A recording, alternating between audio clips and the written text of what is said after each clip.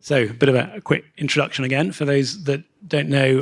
Start off with Alesco, first of all, Derek. So Alesco Risk Management, you were founded in 2008. You're an independent insurance broker, and you're working in partnership with Gallagher. You're also providing risk consultancy. You support a diverse range of companies, or companies of a diverse range of industries, from energy, construction, marine, and mining. You personally, you've also got oversight for modeling and analytics for your clients. Am I about right? Yeah, that's about right. We'll come back in a minute just to pick up on that a bit. Tim, we've been delighted to have Vave on stage a few times. I think this is your first time here. So you're an MGA, part of Canopius. You're offering algorithmically underwritten commercial property and homeowners property and flood insurance in the US. We've got instant quote and bind decisions using your analytics. But you only underwrite business where you are the lead and you only distribute through brokers. Right. Thank you. Good. So, Derek, let's come back to you. So your clients are the large original insured companies and not insurance companies. One of the things when we sort of think in the insurance world, and I'm guilty of this, is thinking that insurance works on a one-year cycle. So as you think about climate and impacts of climate, that's important, but it doesn't necessarily factor in the pricing for the longer-term risk. But your clients are actually, they've got slightly different concerns. They've got a much longer perspective, don't they, in terms of how long they think about their assets? Yes, we've got a whole mix of clients from very small ones up to multinationals. They're constantly making capex decisions about where to move their business. For example, we've got a lot of energy clients, oil and gas clients at the moment that are moving into renewable energy. That means they're being exposed to new asset classes. That can often mean that the way that the more traditional perils have been modelled, it's not really fitting their risk profile as well going forward. So we have to move with our clients really, and decision to basically buy into Eigen about 8 years ago was, it's a very, very flexible platform, and for risk managers and corporate buyers, it was almost like magic. It allows us to show a transparent modelling process through their locations, peril by peril, converting that into damage and loss estimates, and we can generate what we would call CAT PML numbers that we've got a real audit trail on. And I think any risk manager who you talk to with an RMS AII type output, with a 1 in 100, 1 in 250, most of them glaze over quite quickly, because they just sort of thinking, what does this really mean? What is that loss scenario on my schedule? And are they getting access to that, to sort of the Eigen Risk system directly, or are you kind of providing the consultancy role for them? Generally, we operate as consultants on their behalf, but we've definitely got some clients who are signed up, get real-time alerts. Some of our clients love that. They like to see what's coming their way, almost as a pre-event warning. We've also got some very specific portfolios where we're looking at a group of clients who've all got the same issue. It could be wildfire in California, for example, where again we find Eigen allows us to bring in new event data that's not really covered too well in traditional CAT models. And that's value to the buyers. It's also a value to the underwriters, actually, because they want to understand, okay, if we add a couple of new risks, what does that do to our portfolio? Yeah, and I guess, it's going to get bigger, the ability or the need to insure renewables. The new government is saying that they want to effectively double the number of turbines in the UK, or mostly in England. So I guess you're going to be quite busy in the next few years trying to help them assess the risk. There's a huge pipeline of projects, and there was been quite an injection of capital, but now people are sort of realizing that some of these investments do carry some risk, and that could be a weather-related risk that you've not fully understood. And so, certainly some of the early turbines probably weren't designed to withstand extreme wind speeds. So being able to, and the market are reacting to that, the insurance market, by limiting coverage or becoming uncomfortable about projects in certain parts of the world. So, I think as brokers, it's important that we can almost preempt that, help the developers, help the clients about where they should go.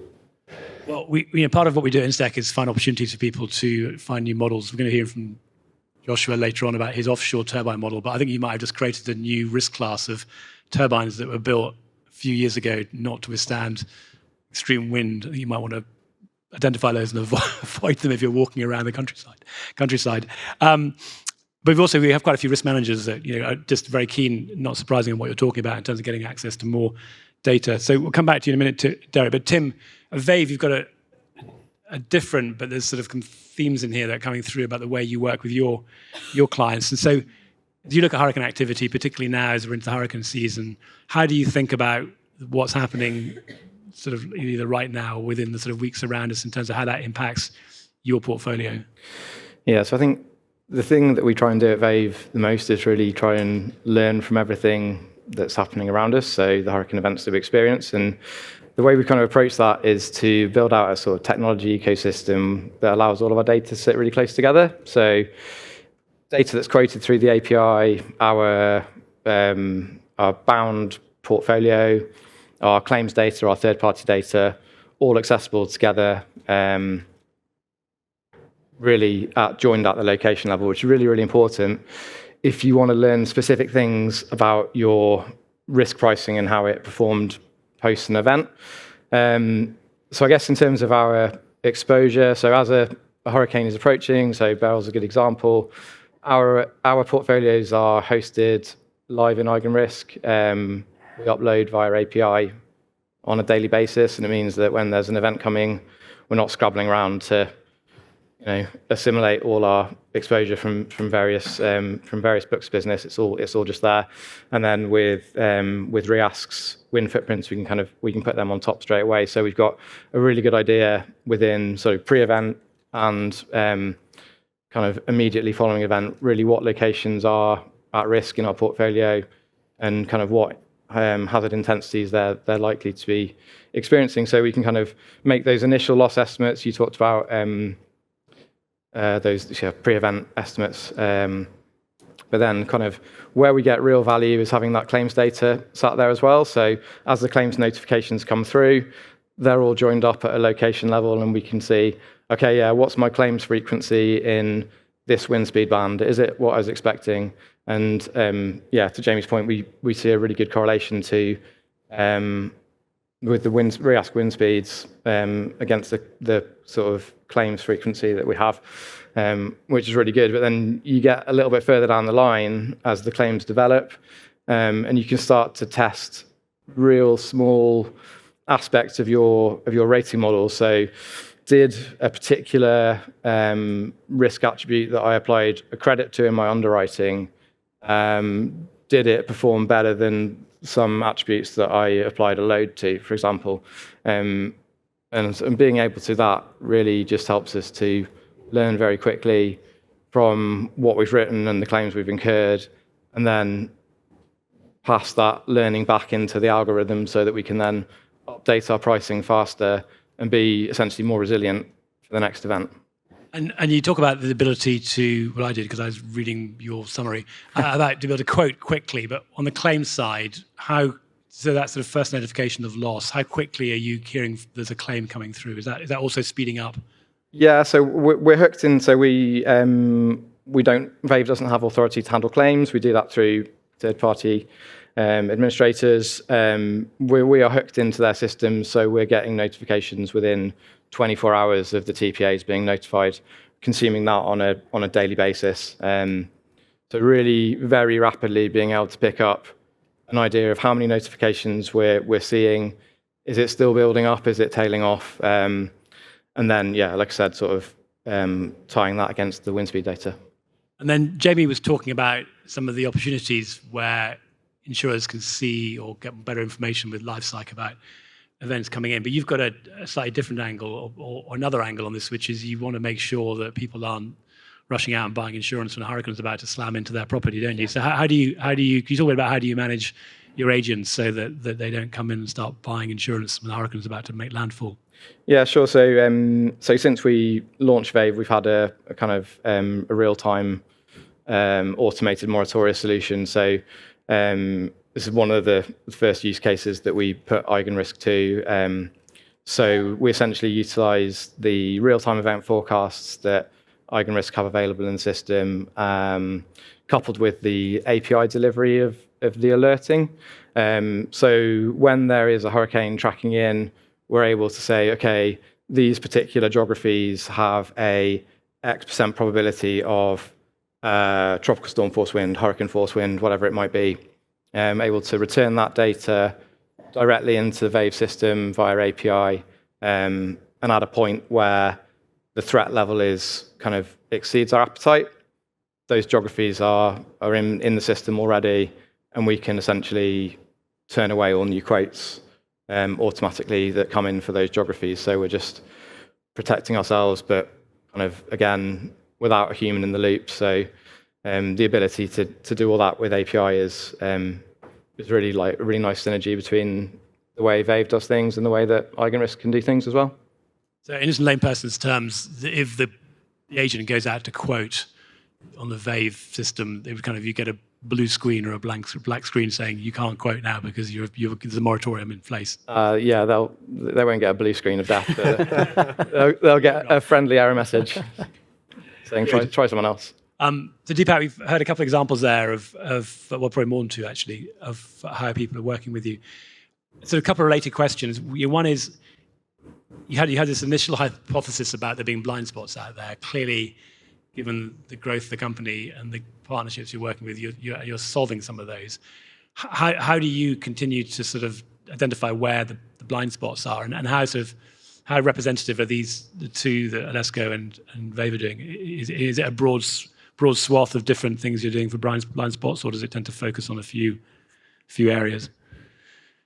No, I think this is exactly how we built our product. Because when we started, of course, I had this vision of, we're going to be the one platform to rule them all, right? We'll do everything. And it became very clear that was just not going to be practical as a startup. So we, from the earliest days, and I know Alesco and Vave were there with us in the beginning, we just said, let's focus one use case at a time. And I think yours was the first API only install that we did back then. I still remember the first couple of months were a little rough. I remember you were very patient with us, and then once it got working, it's been working very smoothly since then. And I know with Alesco, we recently worked on the wildfire model. We introduced a new partner, so we've been very clear that anything new that we build into the platform we want is going to be customer driven. And so even now we are working, I know we just spoke about a new enhancement to enable your parametric use cases. It's it's a simple, but it's just going to extend our ability to support essentially people being able to put shapes into our system and then get alerts on shapes instead of locations.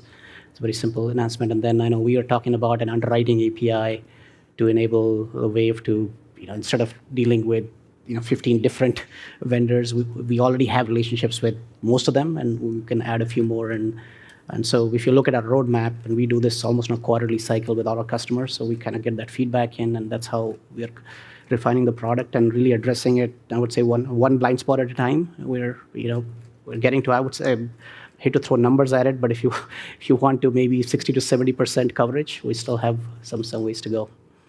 Okay, so 40% more blind spots to still, and they're always shine the light on. There more opportunities there. Derek, for you, we've talked a bit about how you're using EigenRisk. I'm kind of intrigued by the risk managers you're talking to, though. What's your sense about how sophisticated and sort of model savvy or climate savvy your risk managers are?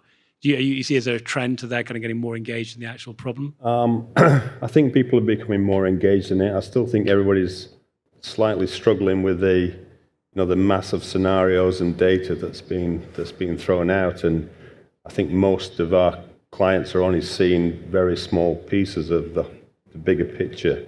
So definitely we've got some examples of things that people are starting to look at. Sea level rise, for example, changes in weather patterns, more extreme wind seasons, for example. So I think it's out there. I still think there's a huge amount that could be done actually.